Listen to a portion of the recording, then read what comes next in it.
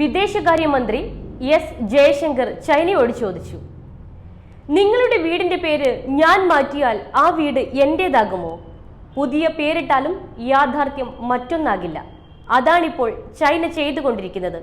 ഭാരതത്തിന്റെ അതിർത്തിക്കുള്ളിൽ ഭാരത മണ്ണായ അരുണാചലിൽ സ്ഥലങ്ങൾക്ക് ചൈനീസ് പേരുകൾ നൽകി പുനർനാമകരണം ചെയ്ത ചൈനയുടെ നിലപാടിൽ തങ്ങളുടെ കടുത്ത എതിർപ്പ് അറിയിച്ച് ഭാരതം. ബുദ്ധിശൂന്യമായ നടപടികൾ കൈക്കൊള്ളുന്ന സമീപനം ചൈന ഇപ്പോഴും തുടരുകയാണെന്നും അരുണാചലിനെ സംബന്ധിച്ച് ചൈന നടത്തുന്ന നീക്കങ്ങളെ ശക്തമായി നിരാകരിക്കുന്നു എന്നും വിദേശകാര്യ മന്ത്രാലയം അറിയിച്ചു. അതുകൊണ്ട് തീരുമോ ചൈന ഇങ്ങനെ ഭാരതത്തിനുണ്ടാക്കിയ മുറിവ്? ഇന്ത്യയുടെ വടക്ക് കിഴക്കൻ സംസ്ഥാനമായ അരുണാചൽ പ്രദേശിലെ ചില സ്ഥലങ്ങളുടെ പേര് പുനർനാമകരണം ചെയ്തുകൊണ്ട് ബുദ്ധിശൂന്യമായ നടപടികൾ ചൈന തുടരുകയാണ്. അത്തരം നീക്കങ്ങളെയും നടപടികളെയും ഭാരതം ശക്തമായി എതിർക്കുകയാണ്.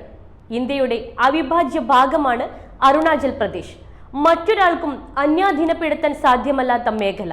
അത് ഇന്നും എന്നും ഭാരതത്തിൻ്റെതായി നിലനിൽക്കുകയും ചെയ്യും. പുതിയ പേരുകൾ നൽകി എന്ന് കരുതി യാഥാർത്ഥ്യം മറ്റൊന്നാകില്ല. കഴിഞ്ഞ ദിവസമായിരുന്നു ചൈനയുടെ പ്രകോപനപരമായ നടപടി ഉണ്ടായത്. അരുണാചൽ ഉൾപ്പെടെ നിരവധി സ്ഥലങ്ങളുടെ പേരുകൾ പുനർനാമകരണം ചെയ്തുള്ള പട്ടിക ചൈന പുറത്തിറക്കിയിരുന്നു. ഇന്ത്യൻ സംസ്ഥാനമായ അരുണാചലിന്റെ അവകാശവാദം കാലങ്ങളായി ഉന്നയിക്കുന്ന ചൈന അസംബന്ധവാദങ്ങൾ ആവർത്തിക്കുക മാത്രമാണ് ചെയ്യുന്നത്.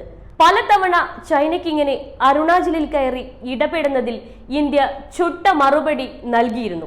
അതിർത്തിയിൽ സംഘർഷങ്ങൾ ലഘൂകരിക്കാൻ ഇന്ത്യ നയതന്ത്ര തലത്തിൽ ശ്രമിക്കുമ്പോൾ ചൈന സ്ഥിതിഗതികൾ കൂടുതൽ വഷളാക്കുവാൻ ശ്രമിക്കുകയാണ്. അരുണാചലിൽ ഒരു വർഷം മുമ്പേ കടന്നു കയറിയ ചൈനീസ് സൈന്യത്തിന് ഇന്ത്യ ചുട്ട മറുപടി നൽകിയത് മറക്കരുത്. ഇത്തരം സംഭവങ്ങൾ ആവർത്തിച്ചാൽ ഇന്ത്യ ചൈനയ്ക്കെതിരെ നിലപാട് ശക്തമാക്കുമെന്ന സൂചനയുമുണ്ട്. ഇന്ത്യയിലെ തിരഞ്ഞെടുപ്പ് കാലം മുതലെടുത്താണ് ചൈനയുടെ ഈ ശ്രമങ്ങൾ. എങ്കിലും ഇന്ത്യൻ സേന അതിർത്തിയിലുടനീളം ജാഗ്രതയിലാണ്.